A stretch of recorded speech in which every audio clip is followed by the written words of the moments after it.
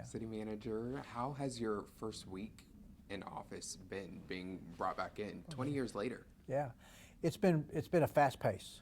So you can well imagine if somebody is in a retired state or semi-retired, because I was doing a lot of volunteer work, but then you step into a role where you get here early in the morning and you leave after 6 every night, pretty much.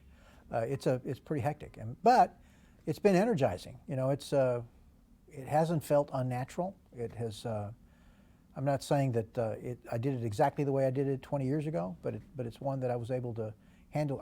The test was the council meetings this week. I had a work session and the meeting yesterday, and it felt pretty natural. It didn't feel like I'd lost.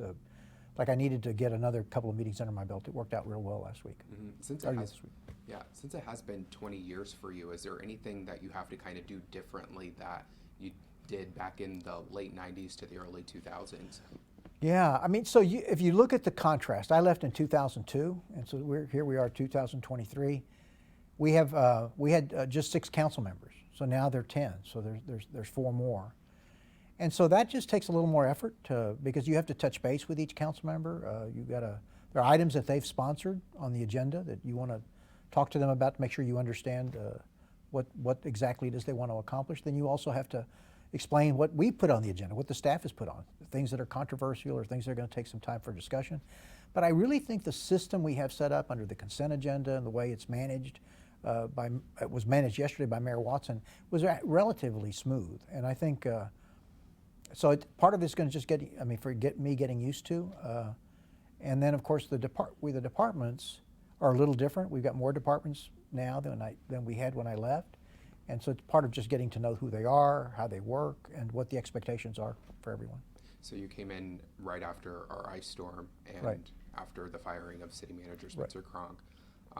From the outside, were you paying attention to that at all? From the outside looking in, what the city could have been doing better in that situation, and then you coming in here now, you're going to have to take on that role now. Right. Well, I was reading the newspaper and obviously watching the news. In my neighborhood, we didn't lose power, so I was able to stay connected and watch what was happening.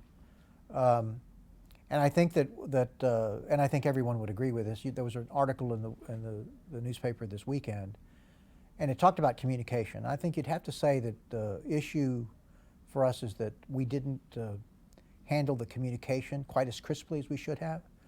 A little earlier on, should have noticed the severity of the storm for the citizens to be, in addition to already the preparations they made, additional preparations they would need to make. But even having said that, when you have 3/4 of an inch of ice that form on trees that are brittle because of the drought, I don't think any of us, I don't think the organization understood completely what that meant in terms of the devastation it would be. We're sitting now several weeks after the storm. You can drive every neighborhood in this city where they're heavily treed, and you can see the amount of debris that has been pulled out to the curb, which is enormous, and it's not done yet. I lived in Corpus Christi growing up, and I've seen the devastation that hurricanes cause. And while you can't, it's hard to call it an ice storm a hurricane, it has given us almost hurricane-like a hurricane-like debris pattern. And I'm telling you, it takes those cities that run through that devastation, it takes them several weeks or not months to get themselves back on their feet. Is there we're still waiting for like the after action reports from That's Austin right. Energy and stuff. Is there anything that you're specifically looking into and to their response and how they handled everything? Right. There's several things. One is the implementation of the communication plan in a more effective way.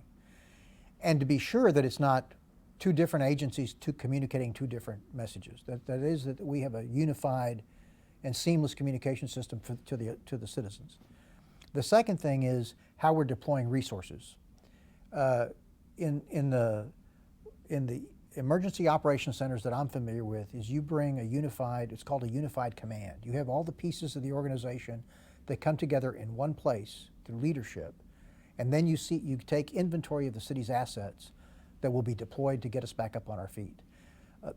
That was done in part. I don't want to say that part of it wasn't done, but it's work that I think could have been a little bit more crisp. But that when the report, if you would take a minute to just listen to the report that was given Wednesday by General Manager Sargent, some of our crews really did some really difficult work because of where the lines are and where the storm really hit the hardest. I mean, they were having to work in some tight spaces. Remember, they carried a pole into the backyard, which is a heavy pole. And it took several people to do that. That's not to make excuses, but it's one that it just shows you that it was a difficult task. And we were happy to report that even though we had a lot of people working on live lines, et cetera, we were able to do it without really any major injuries or safety issues. Mm-hmm. And yesterday you were tasked with this police ordinance to look into an incentive package Right. to work on paying our police officers more. Right. What did you take from that, and how are you going to go about implementing Right. all of that to make sure? The ordinance had several components. They want me to look at base wage. So that's a component that we're going to study to figure out what level that needs to be at. Another component is what could we do to incentivize people to apply for our academies. We call them sign-on bonus, if you will, but I'm not sure exactly how we'll implement it, but that's the term that's used. And then what incentives could we use for people who are nearing retirement or close to retirement to discourage that from happening, so we can give them some kind of incentive that they'll say, well, you know what, I'll hold off retirement because I'm going to have some benefit if I stay on. And then they asked me also to think about what kinds of incentives we could use to bring the association back to the table to negotiate. So we just are in the process. We just had finished having a meeting in terms of what those elements are and how we're going to cost those out, not cost those out, but what they're going to look like. And then we got to figure out the next steps in terms of mechanics, and then begin to visit with and the chief is going to be part of these discussions. So it's one that we're going to put together, and it's a work in progress right now. Mm-hmm. And you said you talked to Chief Chacon yesterday during the council meeting. Yeah. We just had the street takeovers happen. Right. I guess, what are your thoughts on the response to that? Because we know that the police department is understaffed, and Chacon said that earlier this week. Right. That was a part of the problem. Yeah, there's no question. He's exactly right. Chief Chacon, when he said that, we were understaffed at the police department, and they're working hard to get that corrected. We've been authorized to do the classes, but we haven't been able to. And so those have begun. But we need. What happens is that we need to entice more recruitment to get people more to come into the door. So that's one of the incentive issues I'm supposed to work on, to figure out how to get more people to apply. That needs to be done. We have the same problem at the 911 call center. We've got a lot of vacancies there. People were worried because they couldn't get through on Saturday night. And we didn't have the technology. We did not have the technology available to be able to let citizens know who were calling that the initial calls had come through. We knew there was an emergency, and our police officers had already been dispatched to that site. What happened is, by the time they got there, because there was some delay in that, it was difficult for them to get to because of the crowds and the things that were going on. But it was great when I listened to the chief talk about the number of arrests that have been made already, and I think there are probably going to be some more. These are people that are just they're lawbreakers, and that I think they're going to be charged, and we're going to deal with them through the justice system. And we were also pleased that Governor Abbott has called for a statewide task force to study this issue, and for DPS DPS and local public safety agencies to work together, so that we can really address this in a more, not just a systematic way, but on that emergency with shared resources. And so we're really pleased about that. Mm-hmm. Okay, where are we at? We are last question. Okay. Can I do this last one and then get the two in Spanish really quick? Or? You got three TRTs, so whatever. Okay. However you want to use it. Okay. So we've also been dealing with crime here in our city. Right. Again, what will your relationship be with the DA's office, since DA Garza is your nephew, right? Well, he's my nephew. He's gonna do what I tell him. No, he is my nephew, and of course, we approach. He's got a job to do, and I've got a job to do, and we'll have discussions when those need to happen. I know that he's going to principally be working with the chief of police, because that's where he needs to work with.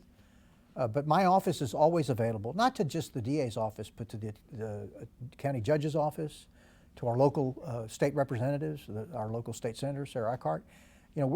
Our job is to work with the various the jurisdictions that are out there for the benefit of the citizens of the city of Austin. And I intend to, and the DA's office will be no different. When we disagree, we're going to tell him we disagree, and I'm sure he's going to tell us when he disagrees with us, and I think that's a good, healthy. We'll have good, healthy exchanges. But in the end, what I really want to focus on with the police department is to hear from them what they think they need to deal with the issue of safety, so citizens feel more safe, and so that we can promote that. And I'm sure that articulated the right way, that the DA's office will also support that.